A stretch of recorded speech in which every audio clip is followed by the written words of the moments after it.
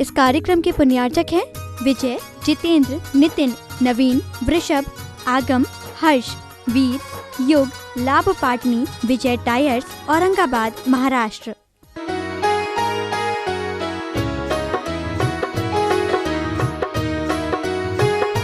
क्या है वो तो शुद्ध है, केवड़ा का है, गुलाब का है, इसका है, उसका है, लेकिन नहीं, बिल्कुल नहीं। उस सुगंध को बरकरार रखने के लिए उसमें बहुत कम मात्रा में डाली जाती है। उन लोग कहना वो इतनी महंगी है, हम 50 रुपये में आपको सीसी दे रहे हैं, 50 रुपये में कोई हम आपको कस्तूरी नहीं दे सकते इतनी महंगी। उसमें सुई की नोक का कोण इतना सा डाल देंगे, उतने में बस वो रहता है। तो जो लोग इत्र का प्रयोग करते हैं उन्हें बहुत विचार करना चाहिए, बहुत सोचना चाहिए, बहुत समझना चाहिए कि हम क्या उपयोग कर रहे हैं, क्या होगा उस सुगंध से। और वो लगा भी लेते हो तो कौन सी सुगंध पूरे समय तक रहती है, कब तक रहती है? लगाते ही वो सुगंध दुर्गंध में बदल जाती है। शरीर इतना अपवित्र है, इसमें जो डालोगे वो अपवित्र हो जाता है। और वैसे भी वो तो क्या है, वो तो एक शरीर का अंग है। कस्तूरी मृग वो क्या है, वो नाभि से निकलता है, हिरण की नाभि के अंदर रहता है, और वो भी सब हिरणों में नहीं रहता है। तो वो कस्तूरी मृग भी जो है बहुमूल्य है, और वो बहुमूल्य कस्तूरी मृग के लिए न जाने कितने उन कस्तूरी मृगों को मारा जाता होगा। जो क्योंकि आप ये नहीं कह सकते कि इसमें है और इसमें नहीं है। इसकी व्याख्या ना तो आपके पास है और ना आप उसकी व्याख्या कर सकते हो। तो अगर आप उपयोग करते हैं तो ये मान के चलना अभी आप हिंसा के तांडव के साथ रचे पचे हुए हैं और आप उसी के साथ रहते हैं। बहुत सारे लोग ऐसे बोलते हैं, हेतु क्या देते हैं पता है? जो लोग सेंट या स्प्रे लगाते हैं तो वो ये बोलते हैं हमसे, महाराज जी ऐसा है कि हम लोग बस ट्रेन में यात्रा करते हैं, तो बस ट्रेन में यात्रा करते हैं तो सब ऐसे ऐसे लोगों के बीच में हमको वहाँ खड़े रहना पड़ता है। हम उनकी सुगंध को जो है, उनकी सुगंध नहीं, उनकी दुर्गंध को जो है हमारी नाक में आती है तो हमें घबराहट होती है। उस घबराहट के कारण हमें सब करना पड़ता है। कहाँ चला गया तुम्हारा निर्विचिकित्सा अंग? अगर थोड़ी बहुत भी घबराहट दूसरे के शरीर से आ रही तो आप तो मिथ्या दृष्टि हो, सम्यक दृष्टि कहलाए ही नहीं। निर्विचिकित्सा अंग तो यही कहता है, क्या कहता है कि दूसरों को देख के आपके अंदर थोड़ी बहुत भी गलानी नहीं आनी चाहिए। अगर गलानी आ रही है तो अभी आप सम्यक दृष्टि नहीं हैं। अगर इस हेतु से आप लगा रहे हैं कि ट्रेन में जाना है, बस में जाना है, इस अपेक्षा से आप लगा रहे हैं तो आप मिथ्या दृष्टि जीव हैं, आप मिथ्या दृष्टि हैं, ये भाव। और आप दिखावे के लिए लगा रहे हो, अपनी प्रस्तुति के लिए लगा रहे हो तो खुली बात है, दिखावा तो सीधे सीधे झूठा प्रदर्शन है, और झूठा प्रदर्शन तो सीधे सीधे त्रियंश आयु के बंध का कारण है। मिल गई अभी मनुष्य पर्याय। आने वाले समय में मनुष्य पर्याय आपको नहीं मिलेगी। किस लिए लगाते हो?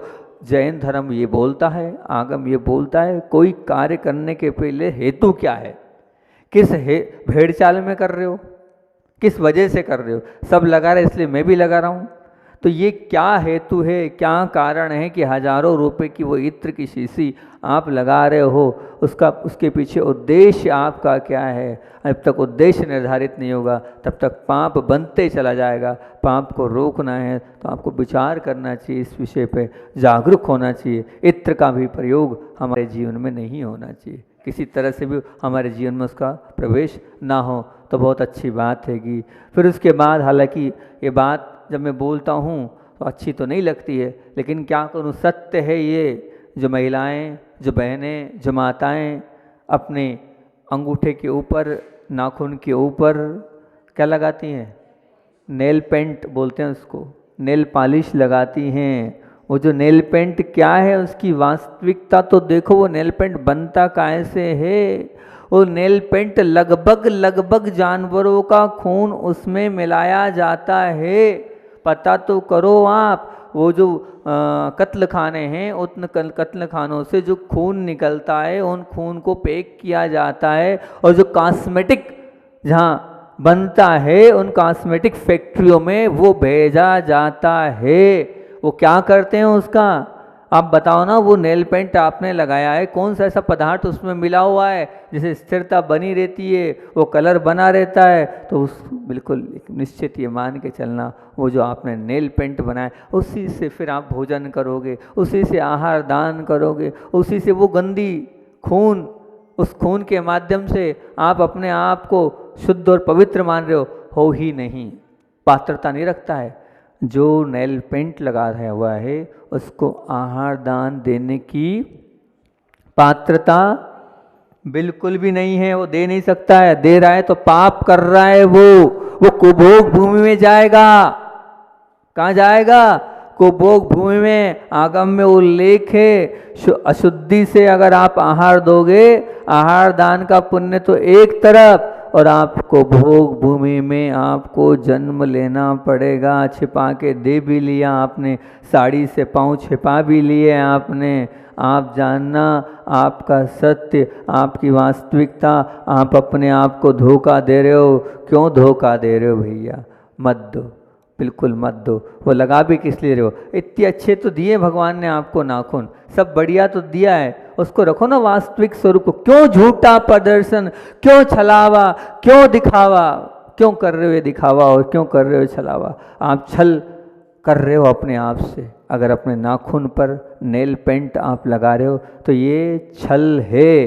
अपने आप को बचाओ। आप क्यों छल कर रहे हो अपने आप से? वास्तविक स्वरूप को दिखाओ, जैसा है भगवान ने दिया है उसको एक्सेप्ट करो, उसको स्वीकारो, उसमें किंतु परंतु मत करो। बहुत सारे लोग तो मात्र इसलिए लगाते हैं कि जिस कलर की साड़ी पहनी है उस कलर का नेल पेंट चाहिए, उस कलर का रुमाल चाहिए, उस कलर का बक्कल क्लीप, सब कुछ चाहिए। ये क्या है बताओ तो सही, कितनी बड़ी विडंबना है। इसलिए लगा रहे हैं, वो सब कुछ अपने आप को सबके बीच में प्रस्तुत करना है, सबके बीच में रखना है, तो रखना है तो इसलिए वो सब कर रहे हैं। हालांकि यहाँ जो लोग बैठे हैं वो लोग तो नहीं लगाते होंगे, लेकिन फिर भी अब बहुत सारे लोग दूसरे तो सुनेंगे, वो सुनेंगे तो कुछ फर्क पड़ जाए हमारी बात का और कुछ सुधार उनके जीवन में आ जाए तो बहुत अच्छी बात है। तो अब विचार करना, जो नेल पेंट आप लगा रहे हो वो नेल पेंट क्या है? उस नेल पेंट की वास्तविकता आपके बीच में रखी, क्योंकि आपको भगवान बनना है और भगवान बनने की वास्तविकता आप लोगों के बीच में मैं रख रहा हूँ। जब तक हिंसा का तांडव नहीं बंद होगा तब तक जो है आप भगवान नहीं बन सकते। भगवान के दर्शन करने से कुछ नहीं होने वाला है, भगवान की भक्ति करने से कुछ नहीं होने वाला है। पहले आपका मन और तन दोनों पवित्र होना चाहिए, तभी आप अपने धर्म को अपने साथ आत्मसात कर पाओगे। फिर उसके बाद अगली बारी आती है काहे की पीछे ही पड़ गए महाराज जी, तो मैं क्या करूँ? अब विषय ही ऐसा निकला है तो पीछे तो पड़ा हूँ, 2-3 दिन से पढ़ा हूँ और 2-3 दिन पीछे पढ़ूंगा, चिंता नहीं करो। हैं बता रहा हूँ, जितने सचेत हो जाओ, नहीं हो आप जानो और आपका काम जाने। मेरा काम तो बताने का है, सचेत करने का है। हालांकि बहुत बार सुना होगा आपने, बहुत बार महाराजों के मुख से सुना होगा, लेकिन आप सुनोगे तो कहीं एक आध पिंच लग जाए। इसलिए भी अच्छा लगा कि हमारी दादी बैठी है जो धूलिया वाली है। अब कल मैंने बोला साबूदाने का त्याग, चाय का त्याग। अब सोचो वो आए और त्याग कर दिया। कल राहतगढ़ वाले थे अध्यक्ष जी, उन्होंने कहा चाय का त्याग, साबूदाने का त्याग। जो मतलब कुछ तो फर्क पड़ा, लोगों ने अपने आप से त्याग प्रारंभ किया। बहुत सारी बालिकाओं ने किटकैट का त्याग, कैडबरी का त्याग। वास्तविकता पता चलती है, लगता है कि नहीं थोड़ी बहुत करना होती तो मन हो जाता है, फिर त्याग करने का इच्छा हो जाती कि नहीं हम अपने आप को क्यों धोखा दें। इसलिए अगली बात है कि वो भी आप लोगों के बीच की महिलाओं की बात है, माताओं की और बहनों की ही बात है, जो आप अपने होठों पर लगा रखे हैं लिपस्टिक। जो अपने होठों पर आपने लगा रखी है लिपस्टिक, विचार तो करो ये लिपस्टिक काहे से बनी है, किस चीज़ से बनी है? इसमें लिपस्टिक में क्या मिलता है? इसमें मोम जो होता है, पहली सामग्री तो इसमें मोम मिलता है। वो मोम इतना हानिकारक है आपके शरीर के लिए, अगर थोड़ा बहुत भी मोम का हिस्सा शरीर के अंदर जाएगा तो विष को देने वाला है। वो अभी हिंसा की बात तो मैं दूर कर रहा हूँ, वो अगर जाएगा, क्योंकि जब होठ पे लगा है, आप कुछ खाओगे पियोगे तो टच तो होगा ही होगा। आप जाते हैं पार्टियों में, यहाँ वहाँ जाते हो तो खाओगे तो सही, भूखे तो नहीं रहोगे कि नहीं हमने लिपस्टिक लगा ली है तब कुछ खाएंगे पिएंगे नहीं, खाओगे तो सही। अब वो मोम शरीर के अंदर जा रहा है, वो मोम कैसा होता है? मधुमक्खियों के छत्तों से प्राप्त होता है। और मधुमक्खियों का छत्ता मतलब क्या? एक प्रकार की उगाल, उल्टी। ये बताऊंगा मधुमक्खी के, अभी शहद का जब प्रकरण आएगा उसमें ये सब खोलूंगा क्या शहद, मतलब मधुमक्खी क्या उल्टी, मधुमक्खी का मल वो कहलाता है मोम। अब वो मोम लगाया आपने मल और उल्टी, अपनी आप उल्टी देखते हो तो ऐसे नाक सिकुड़ते हो, ये उल्टी हो गई, ये उल्टी देखना पसंद नहीं करते हो, साफ करना पसंद नहीं करते हो, जगह छोड़ देते हो, वो क्या है, वो उल्टी तो है, वो क्या है, वो मल ही तो है। मधुमक्खियों का मल और मधुमक्खी की उल्टी से ही, उस छत्तों के माध्यम से ही मोम का निर्माण होता है, और वो मोम लगा है। और पता है उसमें वो जो चमक है ना, उस चमक के लिए क्या मिलाया जाता है। अब वो कहोगे महाराज जी नहीं, मैं देखो एक बात ध्यान रखना, मैं महाव्रती हूँ, जो बोलूँगा लिखा हुआ पढ़ा हुआ सुना हुआ वही बोलूँगा। उसमें उस लिपस्टिक में सूअर की चर्बी काय के लिए, चमक के लिए मिलाई जाती है। जिस सूअर को आप छूना पसंद नहीं करते हो, हैं, जिस सूअर से आप दूर भागते हो, उसको अपने होठ पर लगा रखा है, उसको आपने अपने होठ पर लगा रखा, अन्यथा मत लेना। लेकिन जो वास्तविकता है वही आप लोगों के बीच में रख रहा हूँ, ये सत्य है। अगर आपने लगाया है तो क्या लगाया है, आपने मधुमक्खियों का उल्टी, और मधुमक्खियों की क्या लगा रखी है आपने, मल, और साथ में क्या है, वो सूअरों की चर्बी आपने अपने होठों पर लगा रखी है। अब वो लगाई है कहाँ से, आप अहिंसक धर्म के पालन। बहुत सारे मुझे ऐसे एक्सक्यूज़ देते हैं आके, महाराज जी हम वो कॉस्मेटिक नहीं, ओरिफ्लेम लगाते हैं, उसमें शुद्ध होता है, वो सात्विक होता है, हम इसकी लगा रहे। विद्यांजलि, मैं तो बार बार ये बोलता हूँ, लगा तो रहे हो, चलो ठीक है लगा ली, विद्यांजलि की लगा लिया आपने, मान लो ओरिफ्लेम की लगा लिया आपने, पर बार बार एक ही सूत्र बोलूँगा हर बार कि दिखावा, प्रदर्शन, त्रियंच आयु के बंध का कारण क्या है, त्रियंच किससे बनते हैं, मायाचारी। मायाचारी मतलब क्या, जो भगवान ने दिया है वो आपको स्वीकार नहीं है, आप दूसरा दिखाना चाहते हैं, बस आपको त्रियंच बनना है।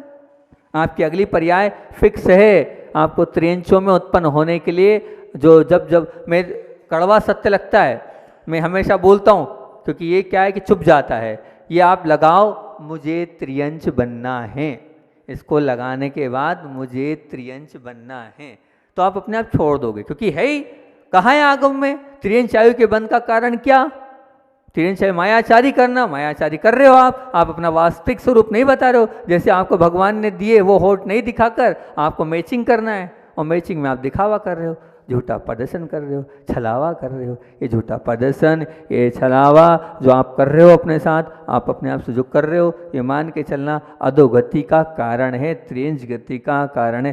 थोड़ा बोध भी मन में लग जाए, छोड़ देना, अलग कर देना। वास्तविकता को अगर पता करने के, आचार्य भगवान बार बार बोलते हैं, जब तक पता नहीं था तब तक लगा लिया कोई बात नहीं, लेकिन पता चल जाए उसके बाद भी अगर पाप नहीं छूट रहा है तो फिर ध्यान रखना, फिर तो और ज़्यादा आपको पाप बंद होता। ज्ञात भाव और देखिए अज्ञात भाव, अब जानकारी हो गई, गुरु ने बोल दिया, उसके बावजूद भी सुनना नहीं है, मतलब क्या, ये ज्ञात यानी जानते हुए पाप करना।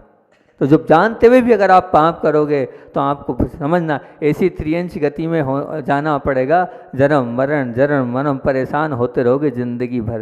त्रियंच गति से बचना हो तो इस लिपस्टिक का त्याग कर दो प्रभु के सामने, अन्यथा मत लेना। जो वास्तविकता है वही आप लोगों के बीच में रख रहा हो। कुछ बालिकाएं बोलती है, महाराज जी आप नहीं समझते, विवाह करना है अभी, और विवाह करना है तो उतना तो चलो ठीक है, कोई बात नहीं, आपको सबको दिखाना है, सबको वो करना है, इतना ही ले लो ठीक है, उतने उस फेरे में आपको, क्योंकि नहीं है ना वो, आज करना पड़ेगा आपको सबको। लेकिन एक बहन आई थी, उस बहन ने, बड़ा अच्छा लगा उसको, मेरे को, बुंदेलखंड की वो बहन थी, बिना मेकअप के विवाह किया है उसने, बिना मेकअप के, कोई मेकअप नहीं, करना हो तो करो, कोई मेकअप नहीं, कोई लिपस्टिक नहीं, कोई क्रीम नहीं, कोई फेशियल नहीं, कोई क्या क्या जो भी आपके में होता है, मैं ज़्यादा तो जानता नहीं हूँ, कुछ नहीं। मैंने कहा पूरे दोनों हाथ से आशीर्वाद, बहन का नाम याद नहीं आ रहा, मैंने कहा दोनों हाथ से आशीर्वाद, ये वास्तविक धर्म है, ऐसा नहीं। तो आप अगर चाहें तो कर भी, इतना चलो ठीक है, नहीं हो रहा आपको ऐसा लग रहा है, विवाह वाले दिन कर लेंगे, हालांकि मेरे मुख से मैं आपसे बोलूँगा तो मुझे पाप लगेगा, लेकिन इतना तो कर लो कि पूरे जीवन की तो कम से कम त्याग कर दो। नहीं करेंगे, क्यों झूठ बोलें, क्यों छलावा करें, क्यों पाप करें, क्यों पाप का हम बंद करें। विचार करना अगर होगा तो बहुत अच्छी बात है। आपकी लिपस्टिक अगर वो निकल गई तो बहुत बड़ी आपके जीवन में उपलब्धि और आपके जीवन में बहुत कुछ अच्छा हो जाएगा। अभी तो बहुत सारी बातें हैं और भी आपसे बहुत सारी बातें करना है अपना, लेकिन समय हो गया है, 2 ही मिनट बचा है और आचार्य भगवान का संस्मरण तो आपको सुनना ही है। वो तो आप चाहते हैं कि गुरुदेव की बात तो आप सुनाइए। गुरुदेव के जीवन का बचपन अपने साथ चल रहे, अपन बचपन पे ही गुरुदेव की पूरी बातें 8-10 दिन से चल रही। तो उनके बचपन की आपको बात बताऊँ कि आचार्य श्री जी का जीवन कैसे समयबद्ध था, उनसे सीखिए आप किस प्रकार से वो अपने बचपन से जीवन को जीते थे। जब गुरुदेव 10 वर्ष की उम्र में थे तो सभी लोग साथ सोते थे घर में, थोड़ा बड़े हुए तो फिर अलग अलग कमरे में वहाँ सोने की व्यवस्था होती थी। बोले 10 बजे सो जाते थे और सुबह 5 बजे उठ जाते थे। ऐसा कहते हैं उनने अपने जीवन में सूर्य उदय के पश्चात वो कभी नहीं उठे, कभी नहीं उठे। आज तक सूर्य उदय होने के पहले पहले ही वो उठे। बचपन से छोटे से लेके बड़े तक सीखें आप। आपको आचार्य श्री की जयकारा तो बोल रहे हैं, आचार्य श्री को मानते हैं, तो जो उन्होंने किया है वो अपने जीवन में उतारें। सूर्य अस्त के बाद, जिसके जीवन में सूर्य अस्त के बाद जो उठता है उसका जो जीवन है उसमें कभी उदय नहीं होएगा। सूर्य का ध्यान रखना, उसका जीवन अस्त ही बना रहेगा। अगर प्रशस्त करना चाहते हो तो सूर्य उदय के पहले ही उठना चाहिए। गुरुदेव की ये शिक्षा हमारे जीवन में आना चाहिए। और क्या कहते हैं, वो उनकी पूरी की पूरी दिनचर्या बहुत व्यवस्थित थी। वो क्या करते थे, उठने के बाद मंदिर गए, 7 से 11 तक विद्यालय जाते थे, विद्यालय से आने के बाद बावड़ी पर जाते थे, स्नान करते थे, स्नान करने के बाद वो उनकी भैंसें थी, उन भैंसों को सहलाने ले जाते थे, फिर आकर जो है भोजन करते थे। भोजन करने के बाद पढ़ाई से संबंधित होमवर्क गृह कार्य करते थे और गृह करके बाद फिर 2 बजे से लेके 5 बजे तक फिर पुनः विद्यालय। उस समय 2 समय विद्यालय लगता था और फिर रात में मंदिर, और मंदिर के बाद वो इस समय पर वो 10 के बाद नहीं जगते थे, 10 के पहले पहले सो जाते थे। आज के संस्मरण में 2 प्रमुख बातें आपके बीच में रख रहा हूँ। पहली बात, सूर्य उदय के पहले उठते थे। दूसरी बात, अपने जीवन में दोपहर में कभी सोए नहीं। वो अपने आप को इतना बिजी कर रखा था उन्होंने सुबह से लेकर शाम तक कि कभी वो दिन में नहीं सोए और कभी सूर्य उदय के पहले, मतलब सूर्य उदय के बाद नहीं उठे। सूर्य उदय के पहले उठे और दिन में कभी नहीं सोए। अगर हमारा ऐसा जीवन हो जाएगा तो हम भी उनके जैसे बन सकते हैं। हम सब बने इसी भावना से। आचार्य भगवान विद्यासागर जी महामुनि राज की।